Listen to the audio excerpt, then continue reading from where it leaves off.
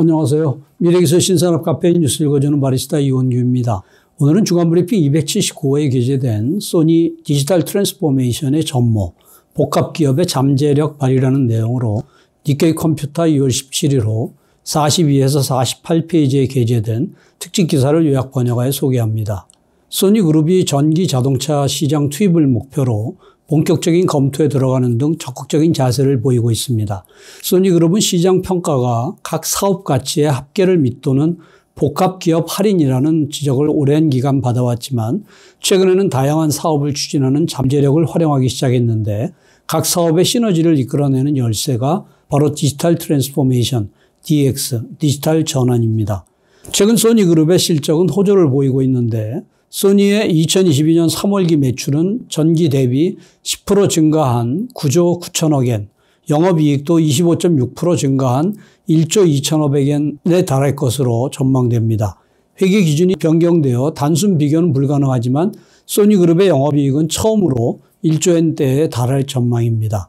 성장 노선으로 회귀한 소니그룹이지만 여기까지 도달하는 여정은 쉽지 않았는데 지주회사로 전환하기 이전에 소니는 2012년 3월기에 과거 최대인 4,560억엔의 적자를 기록했었습니다. 2012년 4월에 사장 겸 CEO에 오른 히라이 씨는 인력 감축을 포함한 사업 구조 개혁을 단행했는데 실적 부진의 주된 요인 중 하나였던 TV 사업은 판매회사 집약 등을 추진하여 2014년에 분사했으며 바이오 브랜드로 추진해온 PC 사업도 같은 해에 매각을 하였습니다.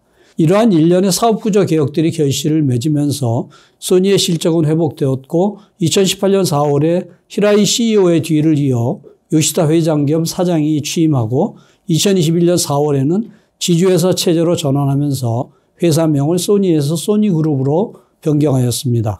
핵심 사업이 일렉트로닉스뿐만 아니라 엔터테인먼트와 금융 등 폭넓은 사업에서 수입을 올릴 방침인데 지금은 연결 매출의 절반과 영업이익의 60%를 엔터테인먼트 사업이 차지하고 있습니다.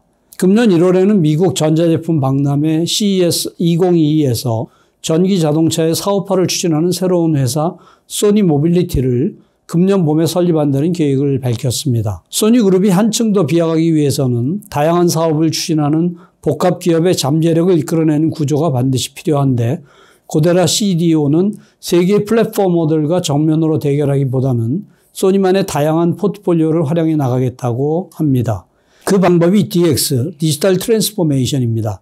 소니그룹의 DX에서 중심적인 역할을 담당하는 것이 DX 포럼이라는 아웃라인인데 DX 포럼은 연 3, 4회 일본과 미국에서 각각 사내 이벤트를 개최하고 있습니다. 2011년 11월 말부터 12월 초에 열린 제7회 DX 포럼에서는 일본과 미국의 19개 계열사 총 230명 정도의 멤버들이 온라인으로 참가하였습니다. DX 포럼의 목적은 각사의 성공 사례 공유로 특정 사업에서의 DX 관련 성공 사례를 DX 포럼에서 공유하고 있으며 다른 사업으로의 수평적 전개를 지원하기 위해 워킹그룹도 정비했습니다. DX 포럼의 수장은 고데라 CDO와 히다 CIO가 담당하며 그 밑에 비즈니스 이노베이션, 데이터 거버넌스, 데이터 테크놀로지, 데이터 컬처라는 4개의 워킹그룹이 배치되어 있는데 각각의 워킹그룹의 관계부문과 제휴하면서 구체적인 시책을 추진합니다. 또한 DX 포럼의 내용은 요시다 회장 등 경영 간부의 참가하에 연 2회 개최하는 기술위원회에서 공유하며 특히 해외 멤버에게 있어 기술위원회에서의 정보 공유는 중요한 의미를 가지는데 자사가 추진하는 활동 내용이나 성과를 경영진에게 알릴 수 있는 기회로 참가한 멤버들에게는 큰 동기부여가 되기 때문입니다. DX 포럼이 현장의 노하우 공유라고 하는 보텀업의 색채가 강한 반면 톱다운으로 진행되고 있는 것이 그룹 횡단의 데이터 활용 플랫폼인 소니 데이터 오션 SDO의 구축입니다. SDO는 2021년 봄에 사용할 수 있는 상태가 되었는데 히다 CIO는 SDO는 소니그룹 DX의 핵심이라고 말합니다. 소니그룹의 SDO 구축에 있어 각 사업과 주체적으로 관련된 페더레이티드 모델을 채택했는데 소니그룹의 고야마 매니저는 데이터 활용 플랫폼은 중앙 집권적인 구조가 일반적이지만 소니그룹에는 맞지 않는다고 단언하면서 SDO는 각 사업이 가지고 있는 데이터 레이크를 연결하는 데이터 오션이라는 사고방식이 핵심이라고 합니다. SDO는 아마존 웹 서비스의 퍼블릭 클라우드 상에서 작동하는데 미국의 타블로 소프트웨어의 타블로와 그룹 내에서 제작하고 있는 프레딕션 1이라는 데이터 분석 툴도 구현을 했습니다. SDO 구축을 위해 소니그룹은 크게 4개의 방침을 내걸었습니다. 구체적으로는 각 사업이 데이터의 접근 권한을 컨트롤하면서 데이터를 이용할 수 있도록 하는 액세시빌리티이고, 한 명의 고객 데이터를 단일 방법으로 입수할 수 있는 심리스 앤 리치니스이며, 데이터의 안전을 담보하는 트레이서빌리티와 프라이버시 컴플라이언스의 4가지입니다. 이것들을 전제로 API 등을 구사하여 SDO로 각종 데이터를 관리 분석하는 청사진을 그리고 있습니다. 지금까지는 각 사업이 필요에 따라 개별적으로 연계되어 있어 사업 간의 데이터를 원활하게 주고받기 어려웠으며, 사업 횡단으로 고객 데이터의 교환 및 활용은 가능해도 제한적이고, 고객이 소니그룹의 여러 상품이나 서비스를 이용하고 있어도 특정할 수 없다는 등의 과제를 안고 있었습니다. SDO 구축과 병행하여 소니그룹은 각 사업 단위에서도 데이터를 활용한 비즈니스 변혁을 추진하고 있는데, 그중에서도 유독 눈길을 끄는 것이 영화나 음악 등의 엔터테인먼트 사업의 대응입니다. 2021년 10월 1일에 미국에서 극장 개봉한 베놈, Let There Be Carnage라는 영화 스파이더맨의 파생작으로 언론인 에디와 그에게 외계 생명체가 기생하여 탄생한 베놈이 연쇄 살인마의 육체를 빌린 거대 악과 싸우는 스토리입니다. 2018년에 상영에 크게 히트한 베놈의 속편인데, 기대치가 높았음에도 불구하고 코로나19의 영향을 우려하여 그동안 극장 개봉을 미뤄왔지만, 미국 소니 픽처스 엔터테인먼트는 아직 역풍이 부는 이 시기에 극장 개봉을 강행했습니다. SPE가 이 시기에 극장 개봉을 결정하는 데는 알려지지 않은 이유가 있었는데, 그것은 바로 스파이더, 소니 픽처스 인터그레이티드 디지털 리포팅이라고 불리는 두뇌입니다. SPE는 AI를 활용한 시스템으로 극장 개봉 전에 영화의 흥행 수입을 예측했는데, 스파이더의 예측이 극장 개봉을 단행할 수 있었던 하나의 큰 요인이었다고 합니다. 스파이더는 SPE가 자체 개발한 시스템으로 미국 시장이 대상이며, 극장 개봉의 규모와 날짜, 티켓 가격뿐만 아니라 SNS와 동영상 서비스 사이트의 데이터 등을 토대로 예측 결과를 산출하는 것으로 알려졌습니다. SPE에게 스파이더의 중요성은 높은데, 영화의 마케팅 비용은 막대하며 제작비 이상으로 마케팅 비용을 들이는 작품도 있습니다. 따라서 시장 동향 등에 따른 작품별 마케팅 비용을 파악하는 것이 중요합니다. 예를 들어 스파이더의 예측 결과를 바탕으로 극장 개봉 규모와 홍보 비용을 조정할 수 있어 스파이더의 예측 결과가 마케팅에 지침이 되는 것입니다.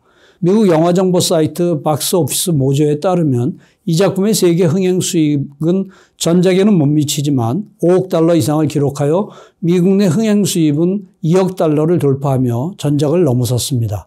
소니그룹에 따르면 스파이더는 현재 최대한 실적지에 가까운 형태로 예측할 수 있다고 합니다. 하지만 스파이더의 개발은 계속되고 있으며 지금도 애자일 개발 방식을 도입하여 예측의 정밀도를 높이고 있는데, 정밀도를 더욱 향상시키기 위해 스파이더에 투입하는 데이터의 종류를 확대하는 것도 검토 중이라고 합니다. 스파이더의 활용 사례를 다른 사업으로 수평 전개하는 움직임도 진행 중으로 여기에 도움이 되고 있는 것이 DX 포럼입니다. 코로나19를 겪고 있는 지금은 SPE와 다른 사업의 관계자들이 온라인을 통해 한자리에 모여 매출 예측의 방법이나 프로세스를 공유하고 있습니다. 소니그룹의 고데라 상무는 스파이더를 다른 사업에 그대로 이식할 수는 없지만 각각의 사업이나 업계에 맞는 형태로 노하우나 지식을 도입하는 것은 가능하다고 강조합니다. 데이터 활용은 일본에서도 추진되고 있는데, 그 대표적인 예가 음악 사업을 하는 소니 뮤직 엔터테인먼트 재팬의 대응입니다. SMEGA의 데이터 활용에 있어 중요한 역할을 하고 있는 것이 그루브 포스 아날리틱스라고 하는 데이터 분석 시스템입니다. 액센추어와 구글 등의 출신들이 2014년에 설립해 마케팅 데이터의 통합 분석 기반과 AI를 활용한 데이터 분석 기술을 제공하는 클론링크와 공동으로 개발했는데, 현재 외부 판매도 시작했습니다. 그루브 포스 아날리틱스는 관련 뉴스 열람이나 웹사이트의 접속수, 유튜브나 인스타그램, 트위터와 같은 서비스 계정의 팔로우 수 등의 데이터를 정리한 대시보드 기능을 갖추고 있는데, 빌보드나 오리온 차트의 추이도 볼 수 있습니다. 소니 뮤직 마케팅 유나이티드의 기타야마 이사는 데이터를 바탕으로 단기간에 크게 주목을 끄는 스파이크 징조를 관계자 전원이 공유할 수 있게 되었다고 말합니다. 성공 사례도 나오고 있는데, 동영상 사이트의 기획에서 그 전에 큰 주목을 받지 못했던 한 음악의 히트 징조를 데이터로 파악 공유하여 프로모션 스태프들이 효과적인 대책을 세울 수 있었다고 하며 그 결과로 이 곡은 시청 횟수가 1억 7천만 회를 넘는 대히트곡이 되었다고 합니다. 소니 그룹만이 가진 다양한 사업 포트폴리오를 활용하기 위한 방법 중 하나가 디지털 트랜스포메이션인데 사업 포트폴리오의 가치를 최대화한다는 관점에서 기술과 데이터는 중요한 역할을 합니다. 가팜, 구글, 아마존, 페이스북, 애플, 마이크로소프트 등의 대형 플랫폼들이 이미 독자적인 국제 기반을 확립하여 전 세계 모든 사람들을 대상으로 사업을 전개하고 있습니다. 소니그룹은 이러한 플랫폼들과 정면으로 싸운다기보다는 소니그룹만의 포트폴리오를 살려 고객의 접점을 넓히고 싶다고 합니다. 소니그룹은 현재 제공하는 상품이나 서비스 체험 등을 통해 약 1억 6천만 명의 고객과 직접 연결되어 있지만 이것을 장기적으로는 10억 명 규모로 늘린다는 계획을 가지고 있습니다.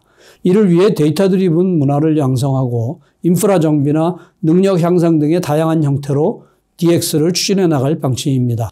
사내의 마인드셋도 바꿔나가는데 보다 많이 판매한다가 출발점인 사업 모델의 사고방식을 DX를 통해 보다 오래 사용해주면 좋겠다는 사고로 바꿔나갑니다. 효율적이고 효과적으로 고객과의 지속적인 관계를 구축하고 다음 구매 기회를 연결하는 방법으로 그룹 공통의 인프라 및 데이터의 이용 활용에 대한 능력이 필요합니다. 소니그룹이 그룹 횡단의 데이터 활용 플랫폼인 소니 데이터 오션 SDO를 구축한 목적은 계열사 간 데이터를 교환할 때 데이터의 가공 공수를 줄이거나 데이터 형식의 차이에서 발생하는 오해를 피하는 것입니다. 또한 보안 사고와 각국 또는 기업의 규제 리스크를 낮추는 의미에서도 SDO를 통해 공동의 인프라 및 룰을 정비해 나갈 필요가 있습니다. 하지만 SDO의 모든 데이터를 모을 필요는 없으며 각사가 가진 데이터 레이크를 연결해서 데이터 오션을 구축하고 보다 많은 사람들이 접촉할 수 있도록 함으로써 고객과의 친밀도는 높아집니다. 소니그룹의 DX는 단순한 인프라 정비뿐만이 아니라 인프라의 사용자인 계열사와 멤버들이 데이터 드리븐 문화를 양성할 수 있어야 비로소 실현에 가까워지는데 이유는 데이터는 어디까지나 수단이지 목적이 아니기 때문입니다. 이상으로 요약 소개를 마치며 보다 상세한 내용은 센터 홈페이지 hjti.snu.ac.kr의 미래기술 신산업 코너를 참고해 주시기 바랍니다. 다음 주에는 도요타 미라이의 분해, 연료 전지차의 자율주행과 전동화라는 내용을 소개하겠습니다. 감사합니다.